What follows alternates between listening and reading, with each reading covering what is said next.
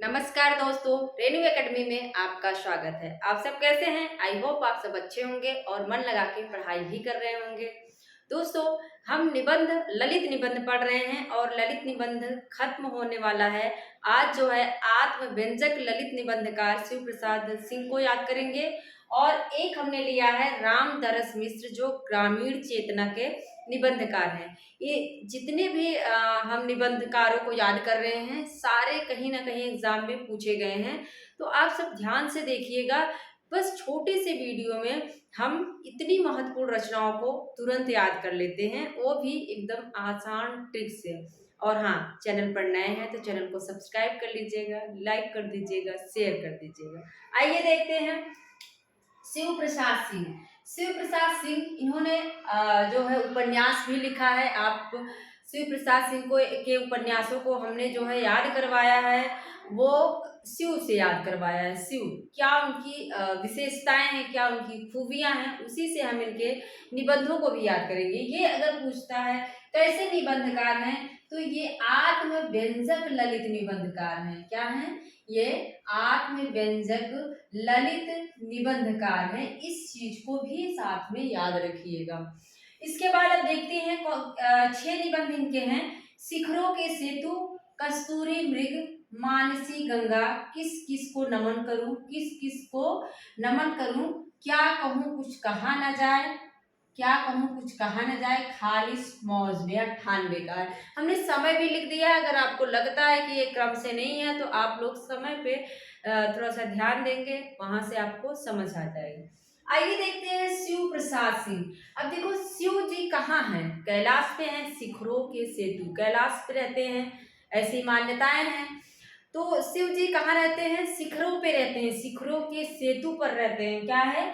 शिखरों के सेतु पर रहते हैं और कस्तूरी मृग की छाल पर बैठे रहते हैं। किस पे बैठे रहते हैं? कस्तूरी मृग की छाल पर वो बैठे रहते हैं और उनके जटाओं से आप देखेंगे कि गंगा मैया भी निकल रही हैं। क्या है? जब वो छाल पे बैठे हैं, मृग की छाल पर, कस्तूरी मृग की छाल पे बैठे हैं, फिर क्या हो रहा है? मानसी गंगा, उनके मस्तक से गंगा भी प्रवाहित हो रही हैं। और इसको देखने के बाद लग रहा है कि किस किस को नमन करूं। ऐसा लग रहा है कि मतलब किसको नमन करूं? गंगा जी को नमन करूं कि शिव प्रसाद शिव जी को नमन करूं? तो जब गंगा को देख लेते हैं तो क्या ख्याल आता है? किस किस को नमन करूं, किस किस को नमन करूं, गंगा को या शिव को? फिर क्या क्या कहूं कुछ कहा न जाए। मतलब जब हम जाते हैं, देखो सामने भगवान जी के सामने, शिव के सामने, किसी के सामने, हमारे जो दुख होते हैं अंदर से वो उमड़ जाते हैं। उनसे ऐसा लगता है क्या कहूँ हे भगवान, क्या कहूँ, इतने सारे दुख हैं, कुछ कहा ही नहीं जा सकता है। उसके बाद क्या है? खालिस मौज में। शिव जी देखो बड़े मस्त मौला, उनको क्या कहा जाता है? मस्त मौला रहते हैं ना, भोले शंकर। वो किसी के भी ऊपर जल्दी से प्रसन्न हो जाते हैं और किसी के ऊपर जल्दी से क्रुद्ध भी हो जाते हैं।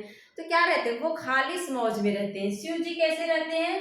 खालिस मौज में रहते हैं शिव जी।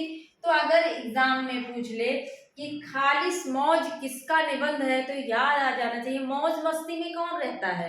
शिव जी रहते हैं, तो शिव प्रसाद सिंह का हो जाएगा। एक बार फिर से फटाफट देख लेते हैं। शिखरों पे कौन रहते हैं? शिखरों के सेतु पर शिव जी रहते हैं।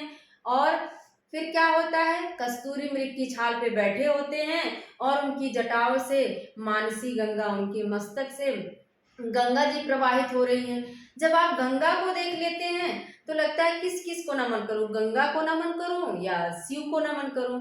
क्या कहूं कुछ कहा न जाए। उनके सामने जब जाते हैं तो क्या कहूं कुछ कहा ही नहीं जा सकता। और शिव जी बड़े ही खालिस मौज में रहते हैं। क्या रहते हैं? खालिस मौज में रहते हैं। 98 हो गई ना याद? आप लोग फालतू में ही टेंशन लेते हैं। मैं क्या करती हूँ, सारी निबंध, सारी जो रचनाएं हैं, निबंध, कहानी, उपन्यास, नाटक, मैंने सब पे जो बड़े बड़े नाटक हैं, जिसके जो बड़े बड़े नाटककार हैं, उन सबको ट्रिक के माध्यम से याद करवा दिया है। आप सब जो है पहले की वीडियोस में देख सकते हैं। जहां से भी आपको जिस टॉपिक में दिक्कत है आप कमेंट में बता सकते हैं, मैम ये टॉपिक करवा दीजिए, वो हम करवा देंगे। बहुत लोगों ने कहा पत्रकारिता करवा दीजिए। पत्रकारिता भी हमने मेन मेन पत्रकारिताओं को ट्रिक के माध्यम से याद करवा दी है, आप देख सकते हैं। इसके बाद हम देखेंगे रामदरस मिश्र। इनका अगर पूछे तो ये कैसे हैं, ग्रामीण चेतना का, याद कर लीजिए ये कैसे हैं, ये ग्रामीण चेतना के निबंधकार हैं रामदरस मिश्र। ग्रामीण चेतना में जैसे विवेकी राय आएंगे, रामदरस मिश्र आएंगे, कृष्ण बिहारी मिश्र आते हैं, ये सारे हैं। तो इनका क्या है, रामदरस। रामदरस को हमने हमेशा याद करवाया है, इनका चाहे उपन्यास हो चाहे कहानी हो, इनको याद करवाया है कि ये जब दर्शन करने जाते हैं, क्या ये जब दर्शन करने जाते हैं तो क्या होता है। देखो, जब राम का दर्शन आप करने जाओगे तो सुबह ही सोचोगे कि हमें कितने बजे उठना है, क्या सोचोगे पहले, कितने बजे उठो कि सुबह जाके दर्शन हो जाए, भीड़ भाड़ ना हो ना। तो क्या होता है, कितने बजे राम का दर्शन करना है, अयोध्या जाना है, आपको सोच रहे हो कितने बजे उठूं। और जब राम के यहाँ जब आप कितने बजे उठकर, जब आप सुबह उठकर जाओगे, रास्ते में आपको क्या मिलेगा, बबूल और कैक्टस भी मिलेगा। क्या मिलेगा रास्ते में, बबूल और कैक्टस भी मिलेगा। और जा किसके साथ रहे हो, घर परिवेश, अपने घर परिवार के साथ जा रहे हो। क्यों, क्योंकि घर परिवार के साथ ही छोटे छोटे सुख छिपे होते हैं। क्या होता है, घर परिवार के साथ ही 2006 में कह रहे हैं, घर परिवार के साथ ही छोटे छोटा सुख किसके साथ है, घर और परिवेश के साथ है।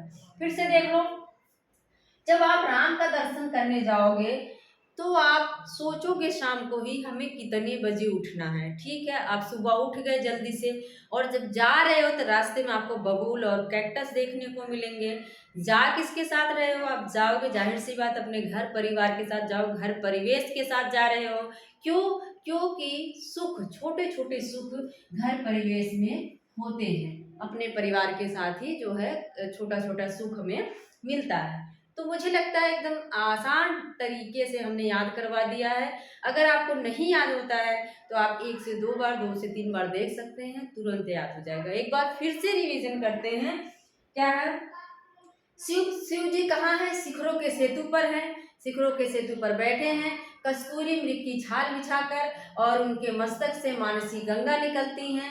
जब आप गंगा जी को देख लेते हैं तो सोचते हैं किस किस को नमन करूं, गंगा को कि शिव को। फिर क्या है, क्या कहूँ कुछ कहा न जाए, शिव जी को देखने के बाद क्या कह रहे हो, कुछ कहा ही नहीं जा रहा है, क्या कहूँ, इतने दुख हैं। और शिव जी बड़े मौज मस्ती में रहते हैं, खालिश मौज में रहते हैं, खालिश मौज। और राम का दर्शन जब करने जाओगे आप तो रात को ही सोचोगे कि कितने बजे उठना है, और जब सुबह उठ गए तो रास्ते में आपको बबूल और कैक्टस भी मिलेगा, और घर परिवेश के साथ आप जा रहे हैं, और क्योंकि उसी में छोटे छोटे सुख छुपे होते हैं। तो मुझे लगता है आपको इन दोनों की रचनाएं याद हो गई होंगी। ऐसी वीडियो आपको देते रहेंगे। थैंक यू, धन्यवाद।